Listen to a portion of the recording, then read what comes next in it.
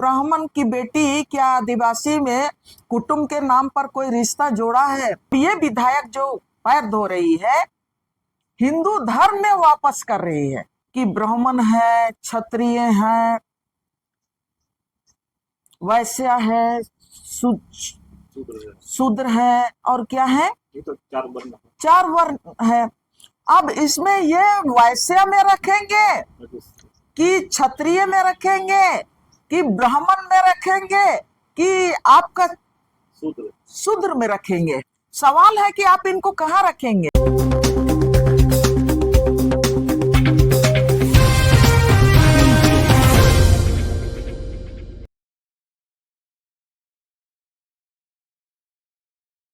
झारखंड के साथियों को, सबको मैं जोहार करती हूँ। आपने जो बात बोले कि घर वापसी, आदिवासी समाज पर क्या दबाव है, या तो आपने ये दबाव किस तरह का? ये सब जब हम भी इस न्यूज को देख रहे थे कि झारखंड के साथ पूरे देश में ही जिस तरह से घर वापसी की बात हो रही है, और वो घर वापसी, सबसे बड़ा सवाल है कि हम लोग जो घर वापसी की बात कर रहे हैं, तो घर वापसी कहाँ पर वापसी? ये बड़ा सवाल है। घर वापसी की बात हो रही है, लेकिन कहाँ वापसी और कहाँ से वापसी, ये भी बड़ा सवाल है। एक सवाल इसी में है कि आदिवासी समाज में घर वापसी की अवधारणा क्या वास्तव में मौजूद थी या यह बाहरी विचारधारा से आई? पहले हम लोग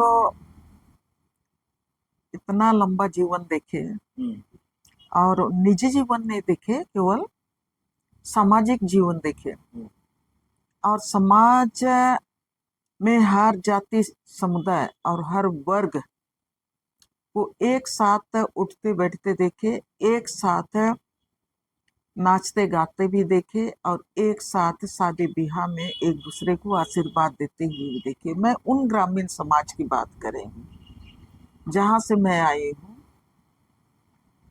तब वहाँ पर आपका, मैं जिस इलाके से आती हूँ, हमारा गांव ही का उदाहरण लेती हूँ। पूरा टोटल हमारे गांव में सरना समाज थे,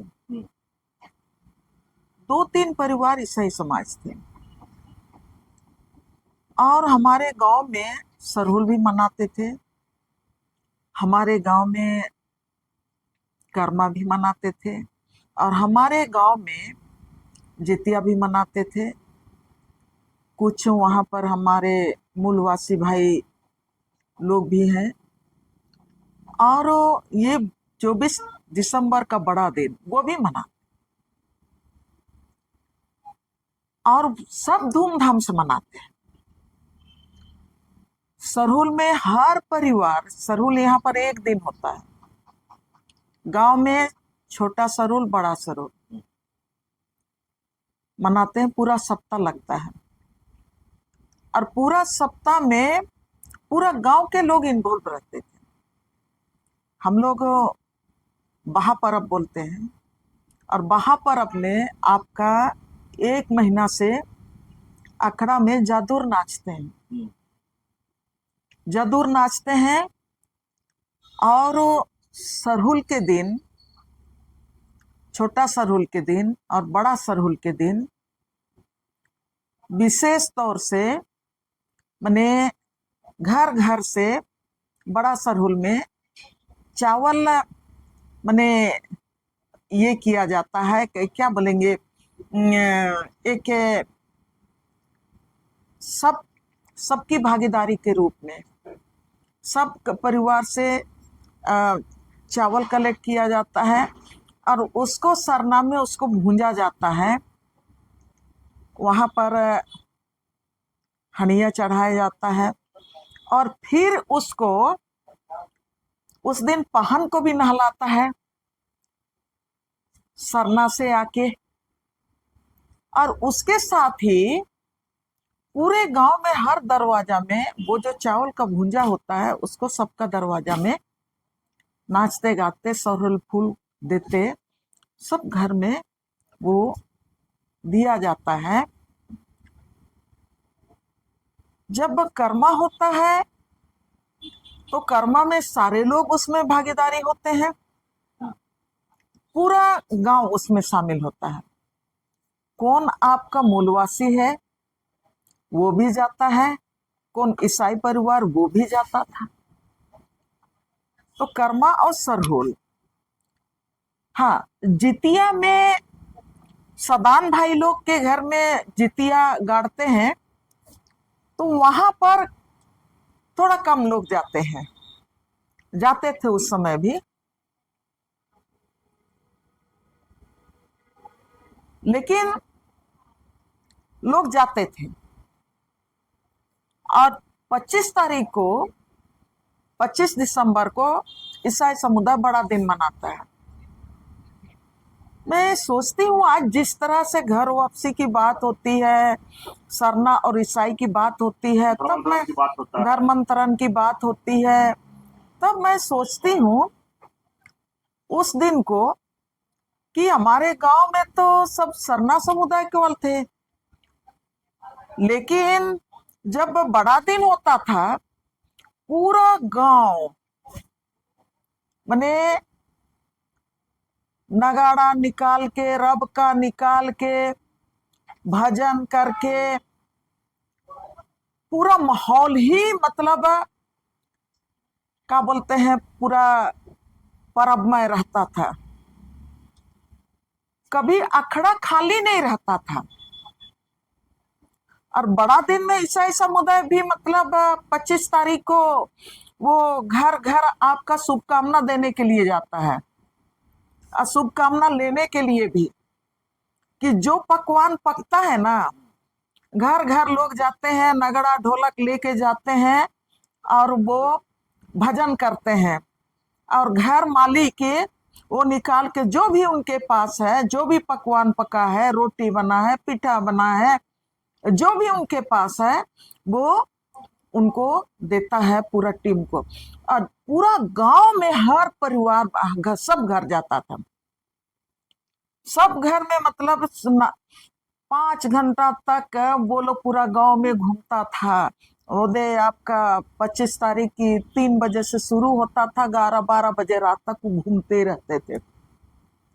कोई आंगन में कम नहीं लोग रहते थे, कोई आंगन में कम नहीं रहते थे। इसका मतलब समझिए कि अगर कोई क्रिश्चियन परिवार है तो वहां पर माने नाचने वालों का संख्या ज्यादा हो गया, ऐसा बात नहीं है। वहां पर भी भरल, अखड़ा में वहां पर भी लोग भरल।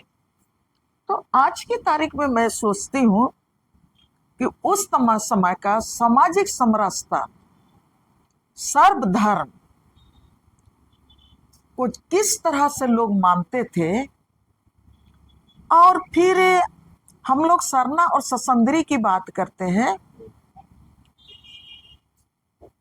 तब भी मैं याद करती हूँ कि हाँ, गांव में मुंडा समुदाय लोग, मुंडा इलाके में ससंदरी का सफाई आपका ये सोहराई सोहराई में करते थे, अभी भी करते हैं। अब मैं तमाम चीजों को सोचने समझने के बाद ये घर वापसी, मैंने आपसे ये बात कहा, घर वापसी मैंने कहा वापसी। आप कह रहे हैं कि ईसाई धर्म स्वीकार किए हैं, वो धर्मांतरित लोग हैं, तो आप बोल रहे हैं कि हम घर वापसी करेंगे। अभी मैं एक न्यूज देख रही थी, मैंने ये कितना दिन पहले का है, जो अभी तो पूरी तरह से आपका ये घर वापसी का मामला इसमें छत्तीसगढ़ में खूब रेस पकड़ा है ना। तो वहाँ हमारे भाई सुरेंद्र सोरेन, हमारे पत्रकार भाई ने एक अपडेट किया था, तो मैं उसको देखी और मैं गौर से देखने लगी। इसमें मैंने घर वापसी का अभियान तेज है, पंडरिया विधायक भावना बोहरा ने कुल्ही डोंगरी में 140 से 165 आदिवासियों का हिंदू धर्म में स्वागत किया। ये विधायक ने किया। अब सवाल है कि मैंने जो कहा, और इसमें इस पोस्ट में ये भी सवाल है कि आखिर ये किस श्रेणी में इन लोगों को रख रहा है। बड़ा सवाल, ये बड़ा सवाल है, किस श्रेणी में रखेगा, तो ला रहा है तो किस श्रेणी में रख रहा है। और घर वापसी में मैं तो इसलिए उन सरना तक भी चली गई, बहापरब में चली गई, कर्मा में चली गई, मैं सरहुल में चली गई, और मैं बड़ा दिन का जो जन्म परब लोग मनाते हैं मिलके वहां पर भी चली गई। मैं सरना और मसना की भी बात, ससंदरी की भी बात की। तो ये जो वापसी कर रहे हैं, क्या आप सरना धर्म में वापसी करा रहे हैं जो आदिवासियों का मूल है? क्या सरना समाज में आप उनको वापस कर रहे हैं जहां पर सरना और ससंदरी मूल आधार है और उसका माने अस्तित्व जल जंगल जमीन, ये तीनों है। लेकिन दीदी जिस तरह से आप फोटो दिखा रहे हैं कि पैर धो करके घर वापसी, तो हम या दर्शक ये जानना चाहते हैं कि पैर धो सरना समाज में ऐसा नियम है या फिर हिंदू समाज में ऐसा नियम नहीं, मैं वहां आ रही हूँ अवधेश भाई, मैं आ रही हूँ। तो आप कहाँ वापस करा रहे हैं? अगर आप माने वापसी की बात कर रहे हैं तो भाई हमारा जमीन लुटा रहा है, हमारा जंगल लुटा रहा है, हमारा सरना लुटा रहा है, हमारा ससंदरी का बुलडोजर किया जा रहा है, तो आप हमको वापस कहाँ लेके जा रहे हैं?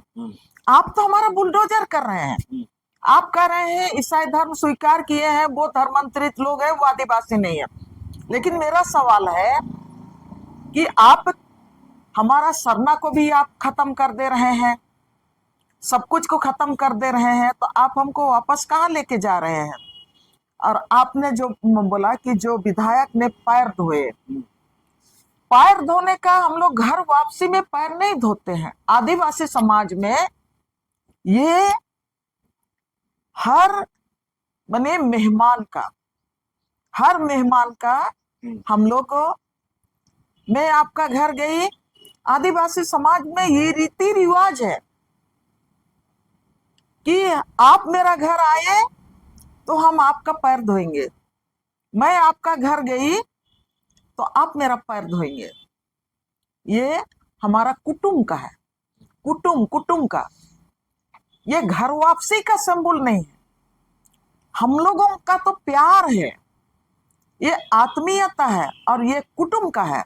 अब ये विधायक जो पैर धो रही है, हिंदू धर्म में वापस कर रही है। अब हिंदू धर्म में वापसी के लिए वो पैर धो रही है। अब हिंदू धर्म तो भाई मनुवाद पर है, और मनुवाद में सब कोई जानते हैं कि ब्राह्मण है, क्षत्रिय है, वैश्य है, शूद्र है, और क्या है, ये तो 4 वर्ण है। अब इसमें ये वैश्य में रखेंगे कि क्षत्रिय में रखेंगे कि ब्राह्मण में रखेंगे कि आपका शूद्र में रखेंगे? आप हिंदू धर्म में आप वापसी कर रहे हैं। सवाल है कि आप इनको कहाँ रखेंगे, जबकि आप आदिवासियों के साथ है आत्मीय रिश्ता में। मैंने कहा कुटुंब में हम लोग पैर धोते हैं, कुटुंब में पैर धोते हैं, हम बेटी बेच देते हैं, और कोई मुझको दामाद मिलता है, बेटी के बदले दामाद मिलता है, तो ये हमारा कुटुंब हुआ। अब वो कुटुंब के साथ हमारा आत्मीय रिश्ता होता है, बेटी का लेन देन होता है, माने बेटी और माने दामाद। हम लोग परिवार को बढ़ाने के लिए, हम लोग कुटुंब को मजबूत करने के लिए हमारा ये कुटुंब वाला रिश्ता है। तो आदिवासी समाज और ये हिंदू समाज में तो कभी भी हमारी बहनों को आप किसी तरह से भी आप अपने तरफ ले जा सकते हैं, लेकिन आज तक ब्राह्मण की बेटी क्या आदिवासी में कुटुंब के नाम पर कोई रिश्ता जोड़ा है? नहीं जोड़ा है। आप हमारे साथ आत्मीय रिश्ता नहीं जोड़ सकते हैं। जमीन लेने का, जंगल लेने का, नदी और पहाड़ को लेने का, हमारे गांव का खनिज लेने के लिए आप हमारे गांव में जा सकते हैं बुलडोजर लेके, लेकिन आदिवासियों के साथ आप कुटुंब का रिश्ता नहीं निभा सकते हैं। अगर आप ये कहते तो देखिए, आदिवासी समाज संविधान में ये जो घर वापसी का खेल हो रहा है, इसीलिए तो देश में 12 करोड़ सरना धर्मावलंबी, या तो टोटल आदिवासियों की संख्या की बात आप करेंगे तो 12 करोड़ है, अब तो 13 भी करोड़ हो गया। वो लोग आदिवासी पहचान के लिए अलग से भारतीय संविधान में अपना पहचान को कायम करने के लिए, दर्ज करने के लिए धर्म कोड की मांग कर रहे हैं। धर्म कोड की मांग कर रहे हैं। यहाँ झारखंड से आदिवासी ओब्लिक सरना धर्म कोलन देने के लिए पिछली गठबंधन की सरकार हेमंत सोरेन के कैबिनेट ने ऑलरेडी आपको केंद्र में भेज दिया कि आप धर्म कोलन आप दीजिए, लेकिन आप वो नहीं काम करेंगे। आप जनगणना के पहले बार बार ये मांगा जाता है कि सरना धर्म कोलन आप हमको दीजिए, ताकि हमारा, अगर आपको भयभीत है, ईसाई धर्म से आपको भय लगता है और धर्मांतरित हो रहे हैं, इससे आपको दिक्कत है, तो आप सरना धर्म कोलन क्यों नहीं दे रहे हैं? आदिवासी धर्म कोलन आप क्यों नहीं दे रहे हैं? जहां आदिवासी समाज संवैधानिक अधिकार के साथ उनका अपना जो संवैधानिक अधिकार सुरक्षित रहता, लेकिन आप वो कोलन नहीं देना चाहते हैं। उस कोलन के लिए भारतीय जनता पार्टी के ना संसद बोलते हैं, ना विधायक बोलते हैं। जब आप सत्ता से अलग रहते हैं, तब आप जोर जोर से चिल्ला चिल्ला के बोलते हैं, रोड में आप आंदोलन करते हैं और घर वापसी की बात करते हैं। लेकिन सबसे बड़ा सवाल अभी भी मेरा है कि आप घर वापसी हिंदू धर्म में करते हैं। हमारा मानना है कि अगर आप वापसी करा रहे हैं तो उनके लिए धर्म कोड आप भारतीय संविधान में आप लेके आइए। आपको डर है, और आदिवासी धर्म कोलन आप माने 7वां कोलन के रूप में आप लेके आइए। आदिवासी समाज सुरक्षित रहेगा। आदिवासी समाज का जनगणना जो होगा वो आपका 7वां कोलन में आदिवासियों का अस्तित्व और पहचान के साथ होगा, और आदिवासी समाज का इतिहास, भाषा और संस्कृति और उनका पहचान वो भारतीय संविधान में सुरक्षित रहेगा। दीदी, क्या घर वापसी अभियान कहीं न कहीं आदिवासी के संवैधानिक अधिकारों जैसे 5वीं अनुसूचित और पेशा कानून को प्रभावित करता है? देखिए, आप उसको देखेंगे, आप जो कानून की बात है, बहुत पहले से हम लोग कानून जहां जहां पर लोगों ने क्लेम किया कि आदिवासी जो धर्मांतरित लोग हैं, आदिवासी समाज, वो उनको आदिवासियों का हक नहीं मिलना चाहिए, ये लोग जब बार बार बोलते रहे, तब हम लोगों ने बार बार इन मुद्दों को लेके हम लोग लगातार उन संवैधानिक जो फैसले आए हैं, उन फैसलों को भी हम लोग लगातार कोशिश किए कि सुप्रीम कोर्ट का फैसला क्या है, हाई कोर्ट का फैसला क्या है।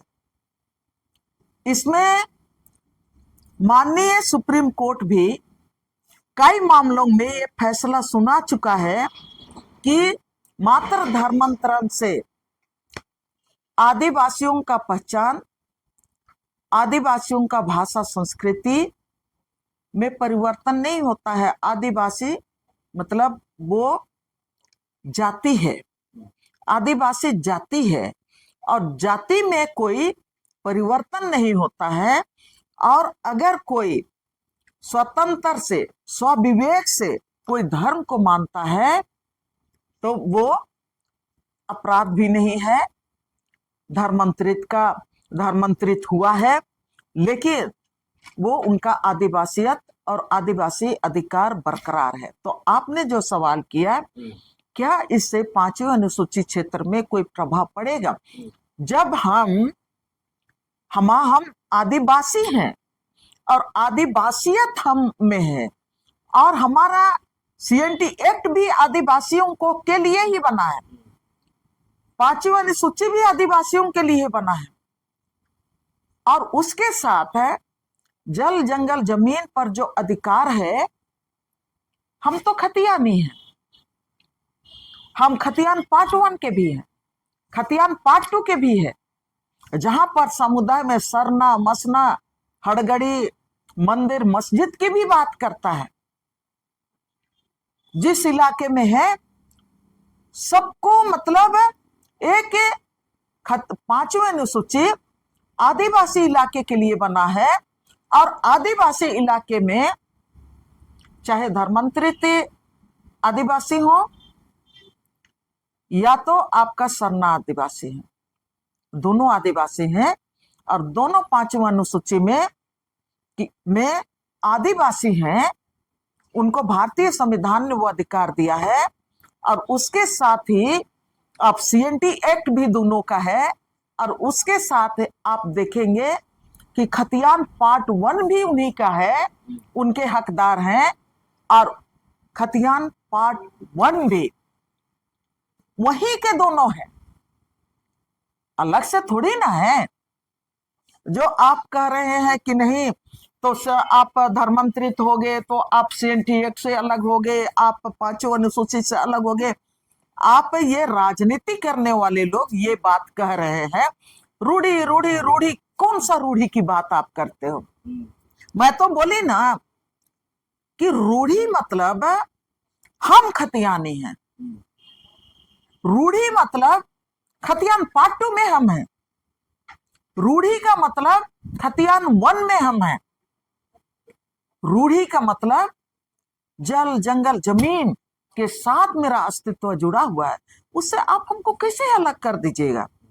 अब जो भी ये भाषा बोलता है वो आदिवासी विरोधी है, या तो आदिवासी समाज को नहीं जानता है। मैं उन तमाम लोगों से मैं ये कहना चाहूंगी, आज की तारीख में लैंड बैंक रघुवर दास ने लेके आया भारतीय जनता पार्टी ने, और आपके 5वीं अनुसूची का क्षेत्र में आपका यहाँ पर 22-23 लाख एकड़ जमीन अडानी और अंबानी के लिए लैंड बैंक में उन्होंने पूरी तरह से एकत्र करके रखा है। उसके विरोध में रूढ़ी की बात करने वाले लोग क्यों बात नहीं करना चाहते हैं? लैंड बैंक रद्द करने की बात क्यों नहीं करना चाहते हैं? हमारा CNT एक्ट का वायलेशन किया है, और हमारा 5वीं अनुसूची का भी वायलेशन किया है, और 5वीं अनुसूची के अंदर में से आपका गांव नदी झील झरना, हमारा जो सामुदायिक जमीन है खतियान पार्ट 2 का जमीन है, सभी जमीन को सरना मसना हड़गड़ी देसौली सारा चीज को आप भूमि बैंक में डाल दिए है। उसको वापस करने के, उसको रद्द करने की बात क्यों नहीं करते हैं? रूढ़ी की बात करते हैं तो रूढ़ीवाद तो हम लोग हैं भाई, खतियानी है, और हम लोग पूरे गांव को बचाने की बात करते हैं, पूरे जंगल को बचाने की बात करते हैं। इसकी बात होनी चाहिए। आप ये कह के कि दैमनी ये है वो है वो है, आदिवासी शक्ति को आप बांटने का काम कर रहे हैं, आदिवासी समाज में फूट डालने का काम कर रहे हैं, और बाहरी शक्ति को आदिवासी समाज के ऊपर में हावी होने के लिए आप सबसे बड़ा हथियार के रूप में आप काम कर रहे हैं। आप अपने को भी पहचानना चाहिए, और आप क्या करने जा रहे हैं उसकी भी पहचान होनी चाहिए, अपने इतिहास की भी पहचान होनी चाहिए। दीदी एक और सवाल है कि राजनीतिक दल, जैसे आप बोले कि विधायक है पैर धो करके घर वापसी कर रहे हैं, दल इस मुद्दे को इस्तेमाल अपने फायदे के लिए कर रहे हैं या फिर क्या? देखिए, भारतीय जनता पार्टी के लोग हैं या RSS के लोग हाथ पैर धो रहे हैं ना, तो वो तो आदिवासियों को अभी पूरे देश में जिस तरह से आदिवासी भारतीय जनता पार्टी से दूर मने भागते गए हैं। आरएसएस के एजेंडा को हर व्यक्ति समझ रहा है। पहले आदिवासी लोग नहीं समझता था। आज की तारीख में आरएसएस और भारतीय जनता पार्टी के एजेंडा को सब कोई जान रहे हैं। इनका एक ही एजेंडा है, इस देश को मनुवाद के तरफ ले जाना, इस देश के भारतीय संविधान के अधिकार को में तमाम जो जाति और समाज के लिए जो अधिकार है उसको खत्म करके संविधान को ही खत्म करना, और यहाँ पर सिर्फ और सिर्फ आपका राष्ट्रवाद के नाम पर यहाँ पर आपका हिंदू राष्ट्र कायम करना। और हिंदू राष्ट्र कायम करने के लिए आप राजनीति भी करते हैं, आप समाज नीति को भी बदलने की कोशिश कर रहे हैं। बार बार मैं बोलती हूँ, सारा दुनिया ये बोलता है कि पिछले बार आप मांग कर रहे थे कि हमको सिर्फ और सिर्फ 400 से पार आप लोकसभा में सीट दे दीजिए, हम भारत के संविधान को हम बदलना चाहते हैं। आपको इसलिए 400 पार का आप सीट मांग रहे थे, लेकिन आपको नहीं मिला तो आज की तारीख में आप बैसाखी के सहारे आप सरकार चला रहे हैं। तो यहाँ पर आप हिंदू राष्ट्र काम नहीं करने में आपको कठिनाइयां हो रही हैं, अड़चने आ रहे हैं। तो आप आदिवासी समाज को, दलित समाज को अपने तरफ ले जाने के लिए आप कई हथकंडा अपना रहे हैं। उसी हथकंडा का आप यहाँ पैर धोने की बात कर रहे हैं। मैं ये बात करना चाहती हूँ, आप पैर धो रहे हैं भाई, पैर धो रहे हैं। हम लोग तो रोज मैंने अपने लोगों का पैर धोते हैं, ठीक है, लेकिन उनका हम लोग केयर भी करते हैं। हम लोग केयर करते हैं कि उनका जंगल नहीं उजड़ना चाहिए, उनका जमीन नहीं उजड़ना चाहिए, उनका घर नहीं उजड़ना चाहिए, उनका जाति और समाज बर्बाद नहीं होना चाहिए। हम लोग पैर धोते हैं कुटुंब का, और कुटुंब को का रक्षा भी हम लोग करते हैं। इसीलिए जल जंगल जमीन की रक्षा की बात करते हैं। इसीलिए हम लोग जबरन जमीन अधिग्रहण के खिलाफ हम लोग लड़ाई लड़ते हैं कि जल जंगल जमीन हमारा अस्तित्व और पहचान है।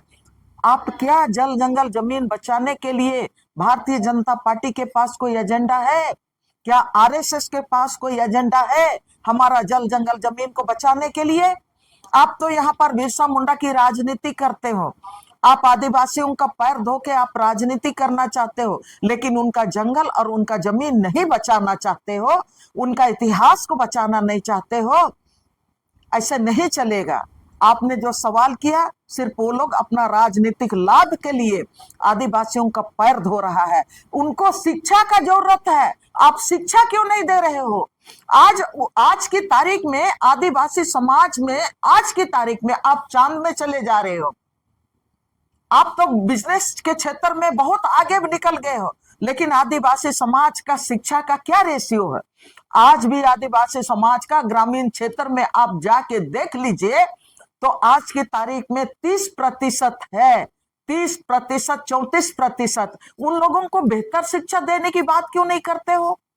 आज भी आप गांव-गांव में जिस तरह से आपका हेल्थ का सिस्टम, मैंने एक राज्य की बात नहीं कर रही हूं, लेकिन भारतीय जनता पार्टी के जिन राज्यों में है उस राज्यों में भी आप हेल्थ का स्थिति को देख लीजिए। आज वहां पर आपने पीएचसी बना दिया, लेकिन आपका हेल्थ सेंटर में एक डॉक्टर नहीं रहता, एक नर्स नहीं रहता है, वहां पर मलेरिया का टेबलेट नहीं रहता है। वहां पर आपका गांव क्षेत्र में सब कोई बोलते हैं कि नहीं, यहाँ पर मलेरिया का मच्छर लोग हैं, गंदगी रहता है, तो मलेरिया मुक्त भारत बनाएंगे। पूरा देश में तो मलेरिया से लोग मैंने ग्रसित हैं। पूरे देश को बार बार बोलते हैं कि नहीं, हम फैलेरिया मुक्त बना देंगे, लेकिन आपने कहा ना टीबी मुक्त देश बनाए, ना मलेरिया मुक्त बनाए, ना आप कोई साधारण से साधारण बीमारी है उसका इलाज करने के लिए आप ढंग से अस्पताल दे पाए, ना स्कूल दे पाए आदिवासियों को, ना उनका आप रोजगार दे पा रहे हैं। अभी जब यूसीसी आया, हाँ, यूसीसी आया तो आपने विरोध किया। जब समानता की बात हो रही है, आदिवासी दलितों को अगर मैंने कॉलेज कैंपस में कोई छेड़ता है तो उसको रोकने के लिए, उस पर एफआईआर करने के लिए एक अधिकार प्रमुखता से देने की बात हुई तो सारे लोग आप लोगों ने विरोध किए। हाँ, आदिवासी तो बोल नहीं सकता है, कम पढ़ा लिखा है, इसलिए आदिवासी लोगों को सब कोई बोलता है कि नहीं ये लोग नशा पान करते हैं। भाई हमारे लोग गांव में मेहनत करते हैं, बैल चराते हैं, धूप में रहते हैं, खेत जोतते हैं, जंगल में वो जंगल का सेवा करते हैं, पर्यावरण का संरक्षण करते हैं। आपकी तरह तो चिलचिलाती धूप के समय एसी में कमरा में नहीं ना आराम फरमाते हैं। तब वहां पर आपको शिक्षा का व्यवस्था होना चाहिए, आपका हेल्थ का व्यवस्था होना चाहिए, अच्छा भोजन का व्यवस्था आप नहीं कर पा रहे। उल्टे उनके जंगल को, जमीन को, हर चीज को आप लूट ले रहे हैं और बोलते हैं कि हम खाद्य सुरक्षा की गारंटी करेंगे। भारतीय जनता पार्टी की को हम कहना चाहते हैं, जो यहाँ पर पैर धो के आदिवासियों को बोल रहे हैं कि हम उनका सम्मानजनक जीवन दे रहे हैं, आप उनके लिए उनका जंगल सुरक्षित रखिए, उनका जमीन को सुरक्षित रखिए, उनका गांव को सुरक्षित रखिए और उनका भाषा और संस्कृति को आदिवासी लोग अपने सुरक्षित रखेंगे। वो किसी धर्म में नहीं जाएंगे, वो अपना जंगल जमीन के साथ चिपके रहेंगे। लेकिन ये जमीन आदिवासियों का आप देखिए, यही छत्तीसगढ़ में जहां पर ये विधायक आदिवासियों का पैर धो के उनको हिंदू धर्म में वापस ला रहा है, उसी छत्तीसगढ़ में क्या हो रहा है, अड्डानी के लिए 20 लाख पेड़ काटा जा रहा है। अड्डानी के लिए, वो जंगल का नाम मैं भूल जाती हूं। अब वहां पर अड्डानी के लिए कोयला खदान आप खोलेंगे। पूरे देश में तो अड्डानी और अंबानी के लिए आप कोयला खदान, सोना खदान, अभी तो नया चीज आप लेके आ रहे हैं, अमेरिका आपको बोल दिया ना क्या, रेयर मिनरल्स।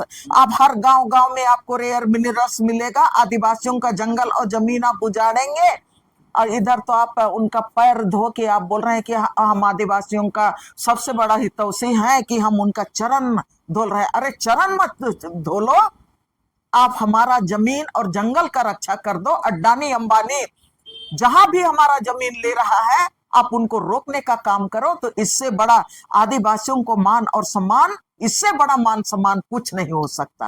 निधि, घर वापसी की बात हम लोग कर रहे हैं, जो आदिवासी पहले से किसी धर्म को अपना चुके हैं, क्या उन्हें वापसी के लिए प्रेरित करना उनकी स्वतंत्रता पर हमला नहीं है? देखिए, भारतीय संविधान में तो मैं पहले ही बोली, भारतीय संविधान का आप देख लीजिए, 15 से 21 तक का देखिए, 15 से 21 तक का सेक्शन। मैं फिर वहां पर लौट गई जहां पर बोलने की आजादी है, जहां पर आपका समाज को अपने तरह से मतलब संगठित करने की आजादी है, स्कूल कॉलेज चलाने की आजादी है और स्वतंत्र रूप से आप अपना स्वविवेक से कोई भी धर्म मानने की आजादी है। ये भारत का स्वतंत्रता, भारत का संविधान कहता है। तो आपने जो कहा वो हमारे लोकतंत्र पर हमला है, सिर्फ हमारे अधिकार पर नहीं, लेकिन भारत के संविधान में हमारे लोकतंत्र पर हमला है और हमारे लोकतांत्रिक अधिकार पर हमला है। हमारे भारतीय संविधान में जो हम लोगों को संवैधानिक अधिकार मिला है उस पर हमला है। दीदी, क्या घर वापसी से आदिवासी समाज में आपसी टकराव बढ़ रहा है? निश्चित रूप से आपने इस बीच बोध दे रहे हैं। आज से आप लोग याद कीजिएगा, हर किसी को मैं ये बात बार बार मैं बोलती हूँ, आज से 15 साल पहले आप चले जाइए, इस तरह का टकराहट नहीं मिलता था, ना झारखंड में, ना छत्तीसगढ़ में, ना कहीं पर भी नहीं। आदिवासी समाज में धर्म के नाम से कोई टकराहट नहीं दिख रहा था। इसीलिए तो मैं बोल रही हूँ कि आज भी आप चले जाइए, आज भी आप गांव में चले जाइए, यहाँ पर हम लोग पर्व नहीं, यहाँ पर पर्व मनाने के लिए सब कोई, मैंने शहर का मेन रोड में हम लोग पर्व मनाते हैं, गांव में पर्व मना के देखिए। गांव में सारे लोग किस तरह से मिलजुल के रहते हैं। जब आदिवासी और मूलवासी सदान लोग मिल के रहते हैं, वहां पर कोई टकराहट नहीं है धर्म के नाम पर। तो सरना और ईसाई के नाम पर कहीं टकराहट ही नहीं था। इसीलिए तो मैंने अपना बचपन की कहानी मैंने सुनाया, इसीलिए मैंने सुनाया। अच्छा दीदी, एक और सवाल है। आप बहुत लंबे समय से गांव से बात शुरू किए और अपना जीवन भी राजनीतिक और सामाजिक कार्य के रूप में किए। अभी का युवा पीढ़ी इस प्रकरण को देख के क्या समझ पा रहा है? देखिए, आज के युवाओं से मैं एक ही बात कहना चाहती हूँ कि आज एक तो ग्लोबल वर्ल्ड है, ग्लोबल वर्ल्ड। अभी तो मोदी ने एक नारा भी दिया और उस लाइन में वो तमाम चीजों को बदलने का भी काम किया कि वन नेशन वन लो। ये कि अडानी का बाप गौतम अडानी के, हाँ गौतम अडानी मुकेश अंबानी का भाई है, ये धीरू भाई उनका अंबानी था। धीरू भाई अंबानी क्या बोलता था, हाँ, गौतम अडानी के पिताजी धीरू भाई अंबानी बोलता नहीं, धीरू भाई अंबानी, हाँ, इसका मुकेश के पिताजी वो बोलते थे दुनिया को कर लो अपने मुट्ठी में। आज पूरा देश को आप जियो ने अपने मुट्ठी में ले लिया, अडानी और अंबानी में अपना मुट्ठी में ले लिया, हर चीज को अपना मुट्ठी में ले लिया। अब निश्चित रूप से उसका असर, ये जो ग्लोबल पूंजी का असर हर समाज पर, हर व्यक्ति पर, हर उम्र के लोगों पर पड़ रहा है। तब ऐसे परिस्थिति में ये जो आपने कहा कि इसका आदिवासी समाज के युवकों को मैंने किस तरह से इस चीजों को देखते हैं। अब पूंजी का असर के साथ आपका ये जो अब जितना रायता फैला रहे हैं, सोशल मीडिया आज की तारीख में हर किसी के हाथ में सोशल मीडिया है।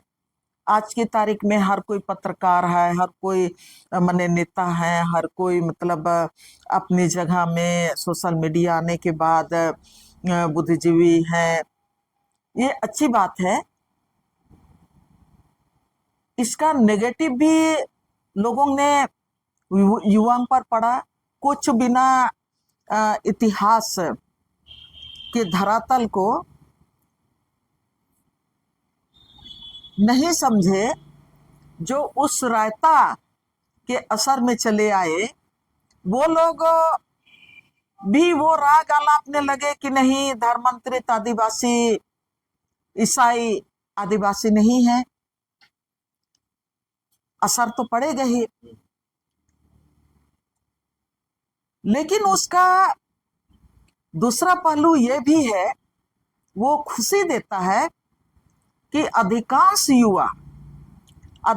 युवा इस चीज को समझ पाए हैं, भारतीय जनता पार्टी और आरएसएस के एजेंडा को समझ पाए हैं कि आदिवासियों के संगठित ताकत को तोड़ने के लिए ये तमाम धर्मांतरण का मुद्दा लेके लाया जा रहा है, थोपा जा रहा है, और घर वापसी भी उसी एजेंडा का एक हिस्सा है। तो आज की तारीख में युवा वर्ग भी इस बात को समझ रहे हैं, और वो इस पहलू को आप इन तमाम चीजों को देखेंगे तो कमेंट भी कर रहे हैं कि अब इसके बाद क्या होगा पैर धोने के बाद। युवा लोग कमेंट कर रहे हैं, जहां पर विधायक पैर धो रही है ना आदिवासियों का, और वो लोग कमेंट कर रहे हैं कि अब इसके बाद क्या होगा। आदिवासी युवा लोग एक दूसरे को आह्वान कर रहे हैं, देखो आदिवासी भाई लोग आंख खोलो, देखो क्या हो रहा है। एक बड़े तबके में आदिवासी इतिहास के प्रति भी युवाओं का जो रुझान है, आज लोग सोचने के लिए मजबूर है, और उस दिशा में युवा आगे भी बढ़ रहे हैं, ये मेरा मानना है। लास्ट सवाल है, सरकार या समाज के दोनों इस मुद्दे पर क्या भूमिका निभाना चाहिए? पैर धोने वाला चल रहा है आदिवासियों का, सामाजिक कार्यकर्ता या समाज के लोग या सरकार के इस पर क्या भूमिका? देखिए सरकार की बात है, जहां पर भारतीय जनता पार्टी की सरकार है वो अपना काम कर रही है, लेकिन जहां पर आपका गठबंधन की सरकार है, इंडिया गठबंधन की सरकार है, गठबंधन की सरकार तो आपको एनडीए गठबंधन की सरकार भी है ना, इंडिया गठबंधन की सरकार जहां पर है, वहां पर सरकार इन मामलों को लेके बहुत ही बारीकी से चीजों को देखने और रोकने का भी काम कर रही है। रोकने का कि बार बार वो बोल रही है कि नहीं ये गलत है, ये गलत है, आरएसएस का एजेंडा को सफल नहीं होने देंगे। सरकार अपना काम कर रही है, समाज भी अपना काम कर रही है, और सरकार से ज्यादा मैं आदिवासी समाज से अपील करना चाहूंगी कि आदिवासी समाज को ज्यादा, समाज आपका है, सरकार आज आई, कल चली गई, कल दूसरी सरकार आएगी, लेकिन समाज तो समाज है। इसलिए मैं आदिवासी समाज से मैं अपील करना चाहूंगी कि आदिवासी समाज को ज्यादा हम लोगों को ध्यान देना चाहिए और हम लोगों को पूरा ये तय करना होगा कि हम आदिवासी समाज को किस दिशा में लेके जा रहे हैं। क्या हम आदिवासियों का उस सिद्धू कान्हू का जो सपना था उस राज के दिशा में लेके जा रहे हैं? सिद्धू कान्हू, चांद भैरव, बुधू बीर, बुधू भगत, तेलंगा खड़िया, बिरसा मुंडा, कान्हू मुंडा, फूलो झानो, उनके रास्ते में लेके जा रहे हैं, या तो हम ये जतरा टाना भगत आपका महात्मा गांधी का जो आंदोलन था, उस आंदोलन को सपोर्ट करने वाले जतरा टाना भगत लोग थे, जो वो महात्मा गांधी जो अहिंसा के रास्ते में चलते हैं, जो सर्वधर्म सम्मान की बात करते हैं, जो पूरी तरह से देश की आजादी के लिए अपना पूरा जिंदगी कुर्बान किया, उस समाज को मानने वाले जतरा टाना भगत सारे लोगों का जो कुर्बानी लोगों ने दिया, उस झारखंड अलग राज्य का जो सपना था, उस झारखंड अलग राज्य, ये तो आपका झारखंड अलग राज्य का पुनर्गठन हुआ है, लेकिन अभी उनको रक्षा भी करना है, उनको डाइवर्ट किया जा रहा है, उसको रोकना भी है। और जो हमारे शहीदों का जो सपनों का झारखंड है, उस सपनों का झारखंड को संरक्षित करते हुए जल जंगल जमीन के साथ उनको विकसित भी करना है। ये आदिवासी समाज को इस दिशा में संगठित होके सोचना है, संगठित होके संघर्ष करना है। अंतिम में मैं कहना चाहूंगी, जब अंग्रेजों को आपने खदेड़ दिया, आप में इतना ताकत है, आपका इतिहास ये कहता है कि आपने अंग्रेजों को खदेड़ा। ये पूरे भारत के इतिहास में आदिवासियों का इतिहास स्वर्ण अक्षर से लिखा हुआ है। तो मैं उन्हीं आदिवासी समाज से मैं ये अपील करना चाहती हूँ कि आप अपने झारखंड को, अपने आदिवासियों को, अपने आदिवासियत को, अपने जल जंगल जमीन को मिलके आपको बचाना होगा। चलिए, अभी आप सुन रहे थे आयरन लेडी देनवाला की बात, और हम लोग बात वहां शुरू किए थे कि छत्तीसगढ़ में जो विधायक हैं वो आदिवासी समाज को पैर धो करके घर वापसी कर रहे थे, उसी पर हम लोग बात शुरू किए थे दीदी। लेकिन वहां से शुरू किए कि गांव में अपना बचपना से किस तरह से सरहुल कर्मा तमाम चीज जो मनाया जाता है वहां शुरू किए, और बताया कि जो पैर धोने का जो हम लोग के यहाँ चलन है, वो एक कुटुंब में हम लोग किन्हीं के यहाँ जाते हैं तो पैर धोया जाता है, मेरे पास कोई आते हैं तो हम लोग पैर धोते हैं, तमाम चीज बात बहुत अच्छे तरीका से बताए। और जो पैर धोने के बाद घर वापसी कहाँ हो रहे हैं उस पर भी बात रखे, और स्पष्ट कहे कि जैसे बीजेपी के लोग हिंदू राष्ट्र बनाने की बात करते हैं, कहीं ना कहीं उसी का एक हिस्सा है कि आदिवासी समाज को अपने तरफ कर लो। लेकिन एक बड़ी सवाल खड़ा किए हैं कि जब हिंदू समाज में अगर उनको पैर धो करके ला रहे हैं तो किस वर्ण में रखे हैं? वर्ण भी गिनाए कि जो ब्राह्मण, क्षत्रिय, शूद्र, ये तमाम जो वर्ण था यदि गिना दिए हैं। लेकिन सबसे बड़ा अपील भी कर रहे हैं कि आदिवासी समाज का अपना समाज है, उनको एक बार सोचना चाहिए कि मेरे समाज के साथ क्या हो रहा है। अगर समाज या सामाजिक कार्यकर्ता जो लोग हैं, समाज के अगुवा जो हैं, खास करके उनको ये जरूर सोचना चाहिए कि जो बीजेपी वाले तमाम लोग जो इस तरह से कर रहे हैं उसके बारे में एक बार गहन चिंतन जरूर करना चाहिए।